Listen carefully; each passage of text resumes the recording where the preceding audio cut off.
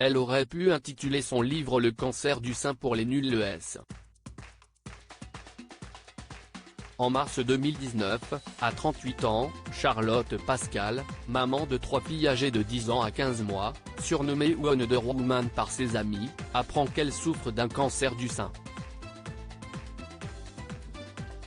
Il faut alors annoncer la maladie à sa famille.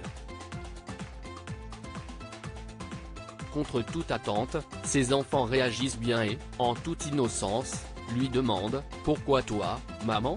Est-ce que tu vas mourir? Est-ce que si est contagieux ?» Charlotte découvre alors que le plus difficile reste à faire, annoncer la mauvaise nouvelle à sa bande de copines. Je me disais, mais si est horrible de leur annoncer cela, confie Charlotte. Mes amies étaient bouleversées, elles ne savaient ni quoi dire, ni quoi faire.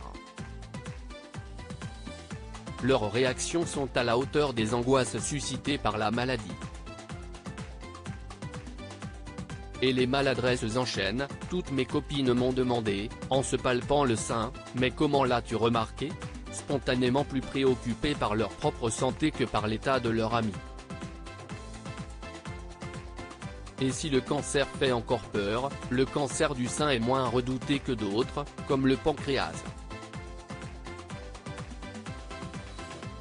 Résultat, j'ai beaucoup entendu, le cancer du sein, ça se soigne bien de nos jours.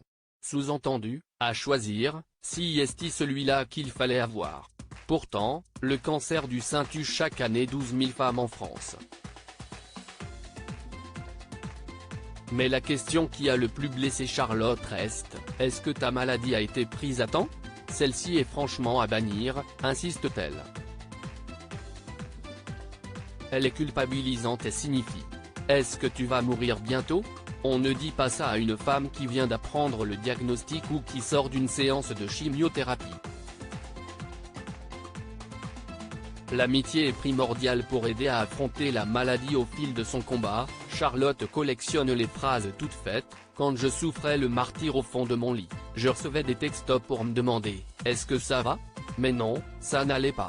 Ou les raccourcis douloureux, quand j'expliquais mes séances de chimiothérapie, on me répondait, ah, tu ne vomis pas, mais tu as de grosses nausées? Si est comme pendant la grossesse, alors. Mais sans bébé au bout du chemin. D'autant que la chimio provoque une ménopause temporaire. Par rancunière, Charlotte a décidé de prendre sa plume et d'écrire un livre pour aider, pas à pas, l'entourage à mieux accompagner une amie malade.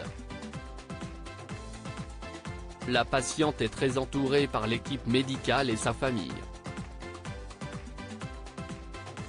Mais personne n'est là pour aiguiller les amis. L'amitié est primordiale pour aider à affronter la maladie.